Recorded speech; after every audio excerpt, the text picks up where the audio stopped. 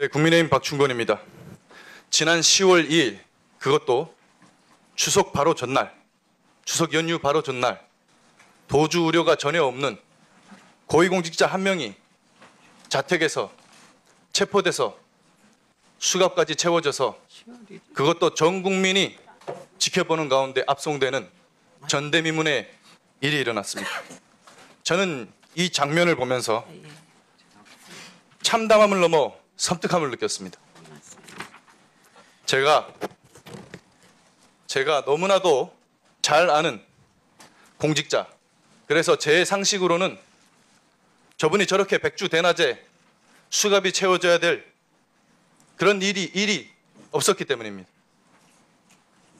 공직에 임명돼서부터 해임될 때까지 줄곧 이곳 상임위에 단골 고객으로 출석했기 때문에 제가 아는 바로는 그럴 만한 범죄 혐의가 없었습니다. 이진숙 전 방통위원장님, 바로 그날의 주인공이었습니다. 발언대로 나와주시기 바랍니다. 지난 9월 28일 방미통일 설치법이 세워드릴게요. 민주당 독단으로 세워요. 잠깐 기다리세요. 세워주세요. 아유, 안 보여. 네, 계속하겠습니다. 자, 이제 시작하십시오. 계속하겠습니다. 지난 9월 28일 방미통일 설치법이 민주당 독단으로 통과되고 9월 30일 그 법이 시행되면서 위원장님은 그날로 자동 면직되셨습니다. 그러고 나서 불과 이틀 뒤 10월 2일에 전격 체포되신 겁니다. 이 방미통일 설치법은 이진숙 위원장님을 해임하기 위한 악법이었습니다. 이 사건으로 위인 폐간이라는 신조어까지도 등장했습니다. 어떻게 자유민주주의 대한민국에서 이런 일이 일어날 수 있는가? 임기가 보장된 공직자 한 명을 해임하기 위해서 법을 바꿔서 멀쩡한 기관을 하나 없애버리고 법 바꿔서 해임한 지 이틀 만에, 이틀도 채 지나지 않아서 전 국민이 보는 앞에서 수갑을 채운 것입니다. 어떻게 이 나라 자유 대한민국에서 이런 일이 일어날 수 있는가? 제가 가진 기존 상식으로는 도저히 납득할 수 없었습니다. 위원장님, 그날 위원장님은 수갑을 차고 압송되시면서 이런 말을 남기셨습니다. 저와 함께 수갑을 차고 체포된 건 자유 대한민국의 자유민주주의다. 국민도 없고 주권도 없다. 그때 어떤 심정이셨습니까? 요약해서 명쾌하게 답변 바랍니다.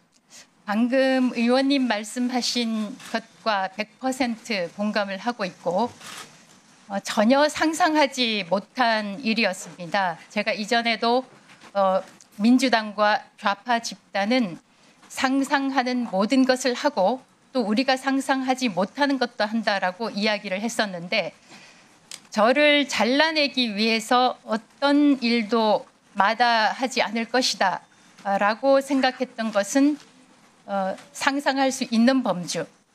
그런데 제가 자동으로 면직, 그러니까 해임되고 난 이틀 뒤에, 정확하게 얘기하면 하루 뒤에 저를 수갑까지 채워서 압송한다는 것은 상상하지 못하는 범주라고 생각합니다.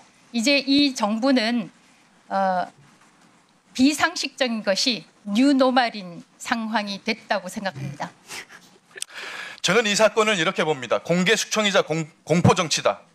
이재명 정부와 더불어민주당에 대들면 이진숙처럼 된다라는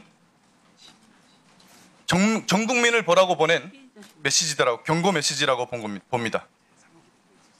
그리고 그날의 이진숙은 이재명 대통령과 더불어민주당에 바쳐진 추석 제물이었습니다.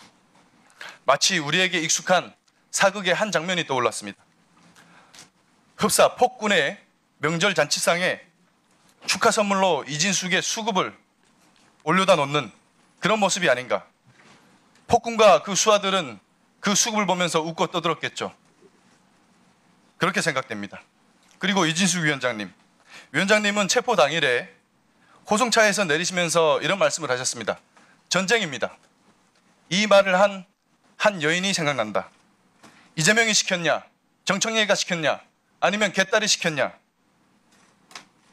이렇게 외친 장면도 기억이 나는데 저는 마치나 이 장면이 어떤 영화의 한 장면 같았습니다. 정적들에게 칼 맞고 숨지기 전에 마지막으로 외치는 단말마 같은 그런 느낌이 들었는데 어떤 의미로 말씀하신 겁니까? 저는 경찰의 조사를 성실하게 받아왔습니다. 왕복 4시간이 걸리는 유성경찰서, 대전 유성경찰서의 조사도 4번이나 받았고 심지어는 제가 핸드폰까지 압수돼서 포렌식에까지 참여를 했습니다. 그런데 영등포 경찰서는 무슨 이유로 저에게 사실상 가짜 출석 요구서를 보내서 텔레비전 화면에 아주 굵게 이진숙 6차례 출석 요구 불응 이런 자막을 깔게 만들었을까? 대통령 한 사람한테 밑보이면 이렇게 되나 생각을 했고 바로 저도 그런 고통을 당했지만 정희철 전 면장님 같은 경우에는 실질적으로 얼마나 강압적인 조사에 시달렸으면 국가적인 그 공권력의 폭력을 당했으면 스스로 극단적인 선택을 했을까 정말 안타깝습니다. 그 체포의 과정, 그 절차의 부적절성에 대해서는 추후에 또 추가 질의를 하도록 하겠습니다. 그날 추석 밥상에 올려진 이진숙 체포라는 이 소재는 이재명 정부의 간세 협상 실패 그리고 비선실세 김현지 부속실장의 각종 의혹들 그리고 국정자원 화재 사태로 인한 대규모 국가 전산망 마비 사태 외국인 시청자 하나 없는 로컬 채널에서 좌편향 로컬 채널에서 피자 먹으면서 K푸드 홍보했다라고 하는 대통령의 냉부의 출연 논란 이런 것들을 잠재우기에 너무나도 좋은 소재였습니다. 저들에게는 아마도 너무나 좋은 추석 선물이 아닌가 이런 생각이 드는데 위원장님 어떻게 생각하십니까? 저도 같은 생각입니다. 공교롭게도 국가 정보 자원이 불타서 파괴가 됐는데 대통령은 예능 프로그램에 출연했습니다. 저의 경우에는 사실상 방통위에 여름 휴가 계획을 짜면서 휴가 신청을 했는데 그것을 대통령실 대변인이 이진숙이 재난 기간에 휴가를 간다고 신청을 했다라고 하면서 반려했다는 사실을 기자들에게 공지까지 하고 대통령실에서 브리핑까지 했습니다.